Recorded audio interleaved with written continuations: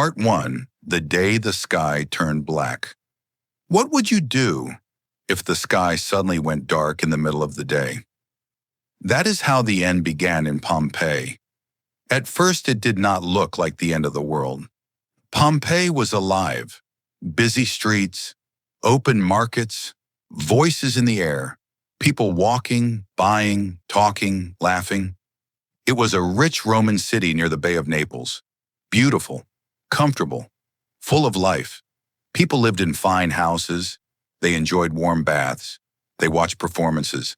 They ate bread, olives, fish, and wine. It was a normal day, or at least, it felt normal. And that is what makes this story so terrifying, because disaster does not always arrive with a warning. Sometimes it begins quietly. Near Pompeii stood Mount Vesuvius, a mountain, silent, still, part of the landscape. Most people did not fear it. To them, it was simply there. But Vesuvius was not just a mountain, it was a volcano. And on that day in the year 79 AD, it woke up. At first, there may have been strange signs, small tremors, unusual sounds, a feeling that something was not right. But life continued. People were used to earthquakes in this region. They had felt shaking before. They did not know what was coming. Then suddenly, everything changed. Vesuvius exploded. A massive cloud of ash, gas, and rock shot into the sky. Higher and higher, dark and terrifying. The sky began to fill. The sunlight faded. People looked up and saw something they could not understand. A giant black cloud rising over the mountain. Ash started to fall, soft at first, then heavier, then everywhere. Roofs began to groan under the weight. The air became harder to breathe. The city that had been full of color and sound was turning gray, then black. Panic spread fast. Some people ran. Some stayed inside. Some tried to protect their families. Some thought it would pass, but it would not pass, because this was not just an eruption. This was the beginning of one of the most famous disasters in history. And in Pompeii, many people did not yet understand that their world had already ended. Part 2. The city buried in ash. Can you imagine trying to run while the sky is falling on you? That was Pompeii now. The ash did not stop. It kept coming, minute after minute, hour after hour. At first it looked like dust.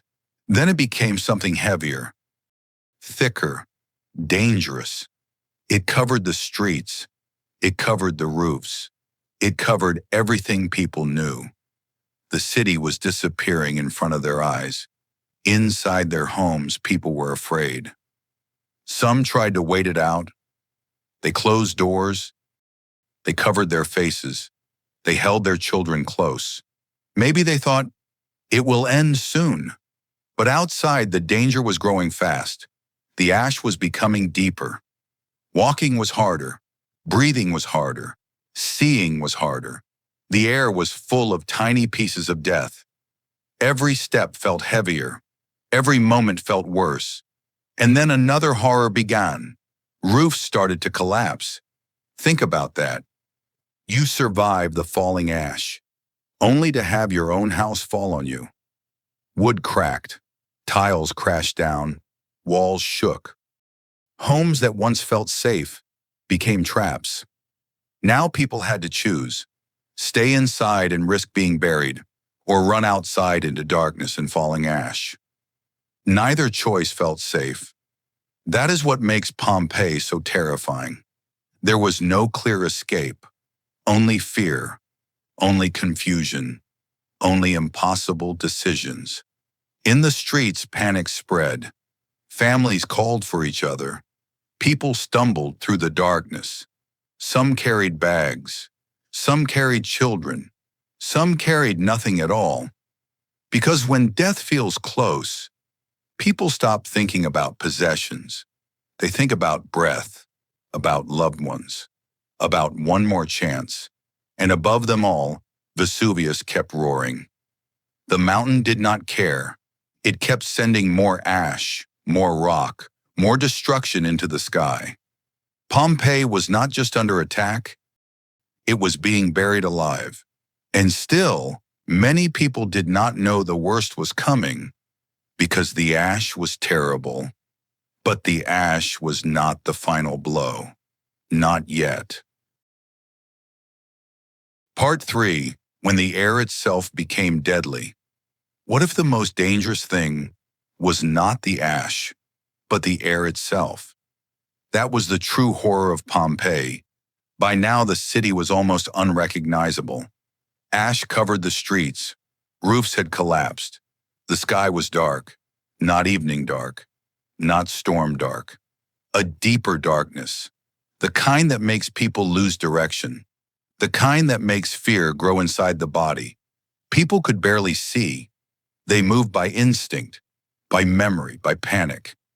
Some tried to escape the city. Some stayed close to walls. Some hid in rooms. Some prayed. Some screamed. And all around them, the mountain kept speaking in fire and thunder. Imagine standing there, unable to see the road, unable to breathe clearly, unable to know if your family is even a few steps away. That is not just danger. That is terror. Then came the final nightmare, the most deadly part of the eruption, a pyroclastic surge, a fast-moving wave of superheated gas, ash, and rock. Hot, violent, merciless. It did not move like lava. It moved faster, much faster, like a burning storm racing down the mountain. And when it reached Pompeii, there was almost no chance to escape. This is what many people do not realize. Pompeii was not only buried, many people were killed by extreme heat and toxic gases before the city was fully covered. The air became poison. The heat became unbearable. Breath itself became impossible. In that moment, survival was no longer about running faster. It was about being in the wrong place at the wrong second. That is what makes this disaster feel so brutal. People were not only trapped by stone or ash, they were trapped by nature moving faster than human fear. And then, just like that, Pompeii began to disappear forever. Not slowly, like an old city fading with time, but violently, suddenly, as if the world had decided to erase it. And under the falling ash and deadly heat, thousands of lives were frozen in their final moments. Part 4. The city frozen in its final moments. What if a city could show us its very last breath? That is why Pompeii still shocks the world. For centuries, the city disappeared under layers of ash, hidden, silent, forgotten. People knew something terrible had happened, but the full truth stayed buried. Then many years later, Pompeii was uncovered, and what archaeologists found was heartbreaking. This was not just a ruined city, it was a moment trapped in time. Streets, houses, paintings on walls, shops, bread ovens, tools, jewelry, even food. It was as if life had stopped in the middle of a sentence. But the most haunting discoveries were the people. Bodies had decayed long ago, but empty spaces remained in the hardened ash. Later, archaeologists filled those spaces with plaster, and suddenly, the final moments returned. A person curled on the ground, a child close to an adult, a body covering the face, a dog twisted in panic, hands raised, bodies bent, people trying to breathe, trying to hide, trying to survive, and failing. That is what makes Pompeii feel different from so many other ancient places. We do not only see walls, we see fear, we see pain, we see the human shape of disaster. It becomes personal, it becomes impossible to ignore. These were not names in a history book. These were real people.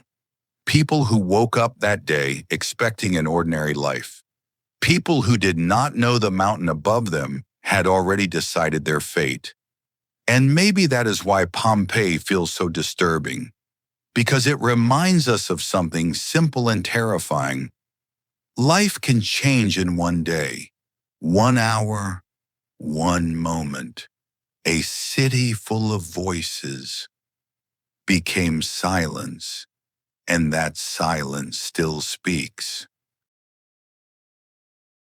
Part 5. Why Pompeii still feels so alive. Why does Pompeii still feel more alive than many modern cities? Because it was not destroyed slowly, it was stopped, frozen, preserved in a way that almost feels impossible.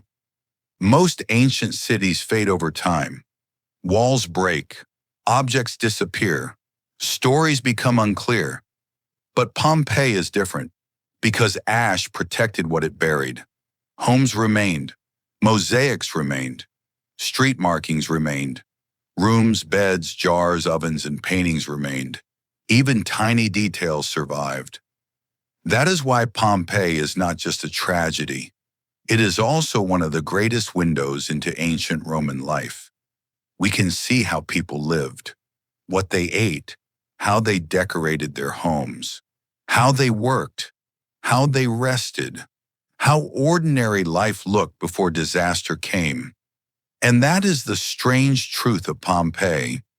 The volcano destroyed the city, but it also preserved it. That is a painful kind of irony. One of the most terrible disasters in the ancient world gave the future one of its clearest pictures of the past. But even with all that history, what people remember most is still the human feeling, the fear, the confusion, the final moments, the bodies shaped by panic and heat, the silence after the roar. Pompeii is not unforgettable because it was old. It is unforgettable because it feels close, too close, because deep down we all understand the real question behind this story. What would I do if my world ended today? Part 6. The disaster the world never forgot. Why are people still obsessed with Pompeii after nearly 2,000 years? Because Pompeii is more than a disaster story. It is a warning, a mystery, a time capsule, and a mirror. When people visit Pompeii today, they do not only see old stones, they see lives interrupted, a city that was full of sound, suddenly silent. A normal day turned into history in just a few terrible hours. That is why Pompeii still feels different from other ancient places. It does not feel far away. It feels immediate. It feels human. It feels like something that could happen again. And maybe that is what makes it so unforgettable. Pompeii reminds us that nature does not care how rich a city is. It does not care how advanced a civilization is. It does not care how normal yesterday felt. One mountain, one eruption, one day, and everything changed. But Pompeii also gave the future something extraordinary. Because the city was buried so suddenly, it preserved a world that would have been lost forever. Without Pompeii, we would know much less about ordinary Roman life.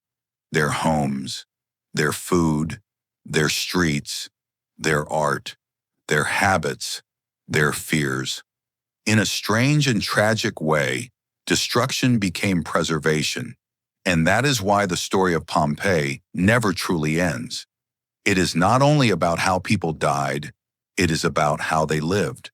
And maybe that is the deepest reason this story still stays with us. Because behind the ash, behind the ruins, behind the tragedy, we see ourselves. People making plans, people protecting family, people thinking tomorrow will come, until suddenly it doesn't. If you enjoyed this story, Keep watching more powerful history videos here on Spin a Yarn English. And if you want to improve your English through real stories, subscribe and keep learning with us.